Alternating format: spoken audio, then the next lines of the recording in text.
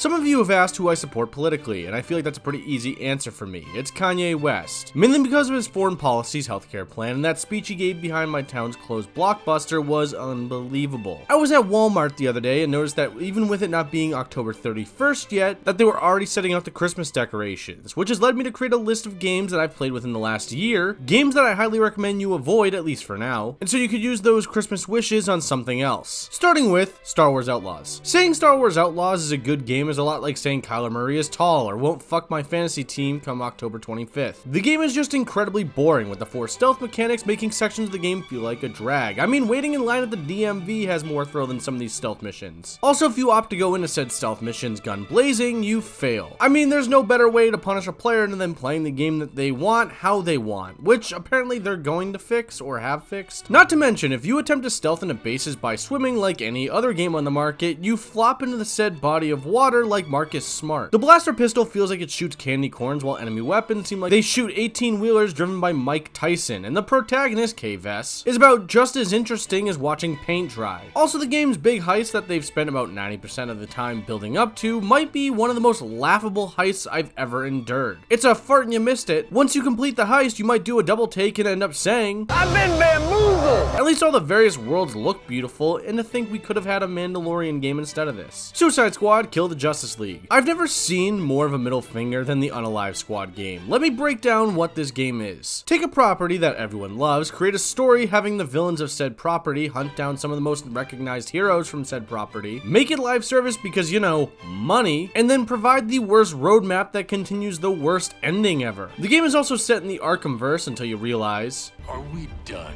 with your bad stand-up routine?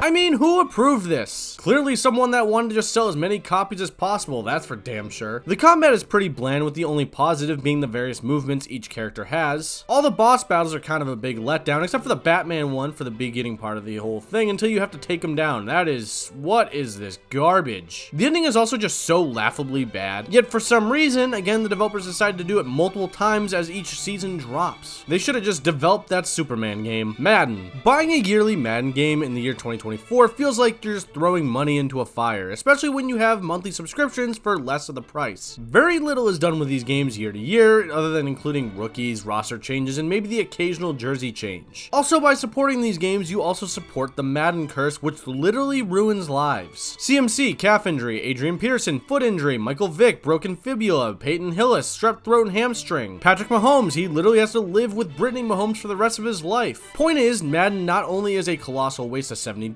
but it ruins lives, people, and for what? So you can build ultimate teams, break the game's stupid mechanics in the online mode, or watch your favorite team finally hoist the Lombardi trophy? Get bent. Saints Row the reboot. When this game was announced, I had high expectations. It had been 9 years since the 4th game, and there was enough feedback and lessons learned to make a good Saints Row game. Yet the Saints Row developers dropped quite possibly the biggest turd since Lamar Jackson's infamous poop game and gave us this. The world Santo Elizo is supposed to be a Vegas clone, but is void of really anything. Like, why can't I go into a casino and gamble? Why are most of the side missions from the 3rd and 4th game? It's just an empty world, and for an open world game, this just doesn't cut it. There are also 5 main characters, who I can't really decide if the developers were trying to use as a way to make fun of woke culture, or it was just by accident. Boss, or the player character, is an entirely customizable character at the start of the game, so you can make them look however you would like. For instance, I chose to make my character look like myself, but as if I was the love child of Aaron Donald and Jose Canseco, with a bit of Chris Pratt doing a terrible Texas accent. Your parents should have treated you better. Eli, who is the brains behind the entire operation and is the sole reason this organization even generates any cash flow early on. Nina, who is apparently the getaway driver, that's all I knew from this character. The Nuwale, who is by far the coolest character, and that's not really saying much, is the main antagonist. He earns your trust until he betrays you in the last couple missions. Spoilers, but it's honestly Stevie Wonder could have seen that coming from a mile away. And let's be real, it's very unlikely you're gonna be buying this game anyway. And lastly, you have Kevin. Oh, fucking Kevin. Name me one good person named Kevin. He is described as a DJ and people pleaser. My description of him is he's just a discount Johnny Gat lookalike who has the personality of nails on a chalkboard, who, for whatever reason, can't find a goddamn shirt. Can we get this guy a shirt? One could also describe him as the dude from Free Guy minus the muscles. This game is just a very hollow and pathetic experience that literally shut down an entire studio. Any Call of Duty game on Steam. Buying a Call of Duty title on Steam is like buying condoms with holes punched into them, no offense to Tyreek Hill. The games are poorly protected from hackers and modders, allegedly. In some of the titles, Black Ops 2, Ghosts, Advanced Warfare literally cost as much as they did when they first released. Isn't that fun? Even some of the DLC is overpriced, and it's not to say these games are bad by any means, but $60 for a game that released the same year Moneyball came out is insane. Here's a fun fact: the former well-known employee respecter Bobby Kotick portrayed former Oakland A's owner Steve Schott in the movie Moneyball, who is depicted as this penny pincher forcing GM Billy Beane to make do with what he has and still turn a profit. Isn't that ironic? It does suck because if you do play some of these games, they have a pretty decent fan base behind them, but again, it's just the lack of protection. And the best part about these games on PC is the fact that Black Ops 3 literally has mod support for zombies. But why even risk it for $60 to $70 and the possibility of getting hacked, allegedly? Crime boss Rockay City. I'm not sure what I expected with this game, mainly because I didn't see much of anything. When I saw this trailer, I thought, great, another Mafia or GTA style open world game. Yet when I booted up the game for the first time, my eyes told my brain, We ain't found shit! it's basically a knockoff of Payday, and the DLC is free from at least what I can see, which is, I guess, nice, but the gameplay itself is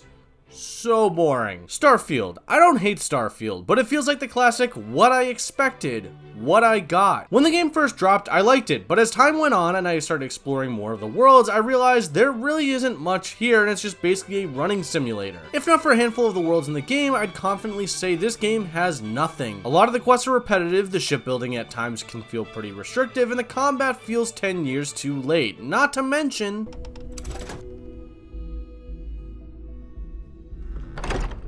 How are loading screens still a thing, Bethesda? How can you not figure this out? And again, while some of the worlds look really cool, getting from point A to point B was extremely boring. And the entire post-game was just like basically, oh wow, multiverse. If you want Starfield, just buy Skyrim or Fallout.